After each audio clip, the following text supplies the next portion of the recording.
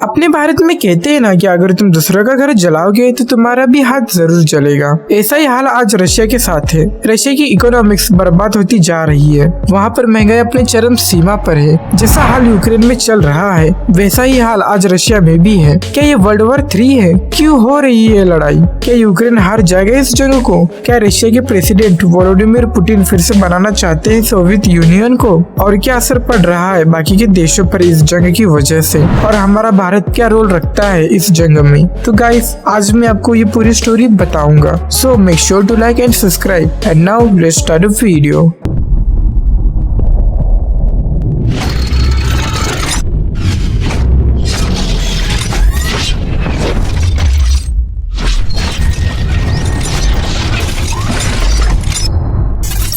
तो गाइस थोड़ा शुरुआत से जानते हैं। सबसे पहले रशिया ने अपने मिलिट्री ट्रूप्स को यूक्रेन के सेपरेटेड एरियाज में भेजा था, वो भी पीस कीपिंग के नाम पर। और फिर 24 फरवरी को छिड़ गई जंग। विवाद तो पिछले कई महीनों से हो रही थी। 10 नवंबर 2021 को रशिया ने अपने सोल्जर्स को यूक्रेन के बॉर्डर पर तैनात कर दिया था। 28 नवंबर तक ये तो बात साबित हो चुकी थी कि रशिया के 1 लाख ट्रूप्स यूक्रेन बॉर्डर पे है और जनवरी या फरवरी के बीच कभी भी हमला कर सकते हैं। 21 फरवरी 2022 पुतिन जो कि रशिया के प्रेसिडेंट है, वो एक अनाउंसमेंट करते हैं कि ईस्टर्न यूक्रेन में 2 सेपरेटेड एरियाज है, जिसे वो उन दोनों सेपरेटेड एरियाज को इंडिपेंडेंट कंट्री रिकॉग्नाइज्ड करते हैं। अब इन दोनों रीजन्स को कहते हैं डोनेट्स्क और लुहांस्क। अब मैं ज्यादा इस बात की तह तक तो नहीं जाऊंगा, पर रशिया ने इसी 2 रीजन्स के पीस कीपिंग के नाम पर पूरे यूक्रेन पर हमला बोल दिया। कहा जा रहा है कि पुतिन का मेन टारगेट वोलोदिमीर जेलेंस्की और उनकी फैमिली है। वोलोदिमीर जेलेंस्की यूक्रेन के प्रेसिडेंट है और पुतिन ने जेलेंस्की और फिर उनकी फैमिली को असैसिनेट करने का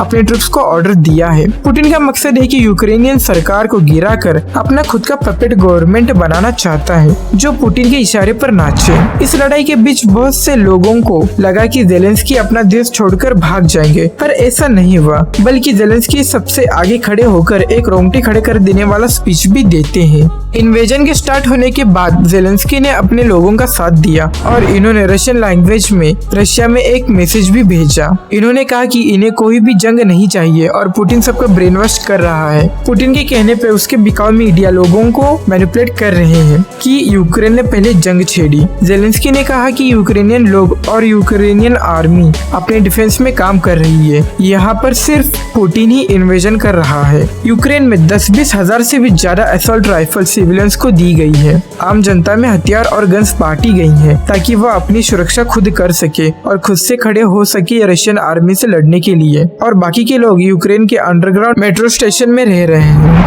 अब रशिया की इस हरकत से बाकी दुनिया के पास बस कुछ ही ऑप्शन है। पहला ऑप्शन ये है कि बाकी के देश अपने आर्मी का यूज करे और रशिया जो कर रहा है उसे रोके, लिटरली रशियन फोर्सेस के साथ लड़के उन्हें रोका जाए। पर यह ऑप्शन ठीक नहीं है, क्योंकि ये करना मतलब सीधे सीधे वर्ल्ड वॉर डिक्लेयर कर देना। और आज के दिन ज्यादातर देश लड़ना नहीं चाहते, किसी भी जंग पर जाना नहीं चाहते, क्योंकि उससे बस खून खराबा और लोगों की जान ही जाती है और कुछ भी अच्छा पॉजिटिव रिजल्ट नहीं होता। नेटो एक संगठन है यूरोपियन देशों के, और नेटो ने अपनी मिलिट्री डिप्लॉय जरूर की है। 5000 नेटो ट्रूप्स पोलैंड में डिप्लॉय किए हैं, फिर 4000 भेज सकते हैं रोमानिया, बुल्गारिया, स्लोवाकिया और हंगेरी जैसे देशों में। लेकिन ये सारे देश नेटो के हैं। यूक्रेन अभी तक नेटो का हिस्सा नहीं है, इसलिए नेटो ने यूक्रेन को मिलिट्री वाइज मदद तो नहीं की, पर अलग अलग जरिए से मदद करने की कोशिश कर रहा है, जैसे हथियार प्रोवाइड करके या एडवांस्ड एमूज प्रोवाइड करके उन्हें फाइनेंशियल हेल्प देके। पर कोई भी देश अपने सोल्जर्स नहीं भेज रहा है यूक्रेन के बिहाफ पे लड़ने के लिए। अब अगर हम इंडिया की बात करें कि इंडिया क्या रोल रखता है इस रशिया यूक्रेन क्राइसिस में और इंडिया पे इसका क्या असर पड़ेगा and what step India has to take. अब इंडिया की गवर्नमेंट ने कहा था कि इंडिया इस विषय में बहुत कंसर्न है, और आप सब तो जानते ही है कि इंडिया एंड रशिया के संबंध भी अच्छे हैं और इंडिया खुद रशिया पे बहुत डिपेंडेंट है कुछ चीजों के लिए। अब इस क्राइसिस की वजह से इंडिया पे क्या इम्पैक्ट पड़ेगा? तो इस क्राइसिस की वजह से डायरेक्टली इंडिया की इकोनॉमिक्स पे असर पड़ा है, क्योंकि ऑयल्स के दाम बढ़ चुकी है। जब से रशिया के ऑयल्स एंड गैस पे सैंक्शंस लगाए गए हैं, इसकी वजह से सारे इंडियंस पर बहुत बड़ा इम्पैक्ट पड़ा है, क्योंकि India almost 85% crude oil import करता है अपने लिए। क्योंकि इस वजह से पेट्रोल के दाम बढ़ेंगे और उस वजह से ट्रांसपोर्टेशन की कीमत बढ़ेगी, फिर बाकी सब सामान तो महंगे होंगे ही, बिकॉज जब पेट्रोल और ऑयल के दाम बढ़ेंगे बढ़ेंगे तो इंडियन गवर्नमेंट को ज्यादा पैसे खर्च करने पड़ेंगे एलपीजी और केरोसिन की सब्सिडीज पे। मतलब कि इन शॉर्ट रशिया में लगे ऑयल एंड गैस पे सैंक्शंस के चलते इंडिया में भी महंगाई बढ़ रही है।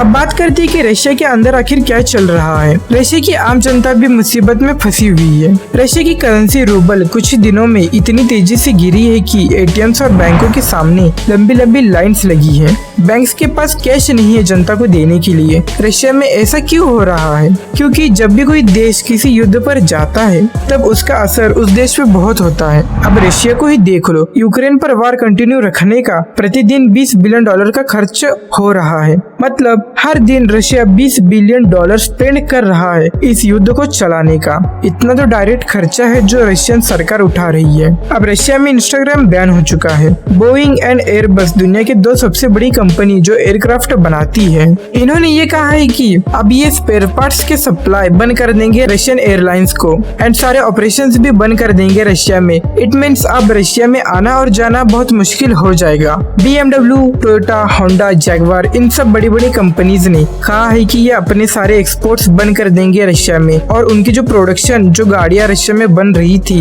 वो भी बंद कर देंगे। ये बहुत बड़े डिसीजन है। सैमसंग कंपनी ये भी अपने सारे एक्सेसरीज को बंद कर दिए हैं रशिया में। आईफोन्स बंद हो चुके हैं। दुनिया के सबसे बड़े payments card master card and visa ये भी दोनों बंद हो चुके हैं रशिया में। इससे डायरेक्ट उन 24% लोगों पर असर पड़ेगा जो visa and master cards use करते हैं। गूगल पे एंड एप्पल पे तक बंद हो चुके हैं रशिया में। नेटफ्लिक्स ने कहा है कि रशिया से आप कोई न्यू अकाउंट नहीं बना सकते। ये वो सब बड़े बड़े मल्टीनेशनल कंपनीज है जिन्हें हम रोजमर्रा की जिंदगी में इस्तेमाल करते हैं और ये सब अगर अचानक से बंद हो जाए तो क्या होगा, जो आज रशिया में हो रहा है। तो गाइज ऐसा कुछ हाल है रशिया और यूक्रेन का। सो अभी के लिए इतना बस।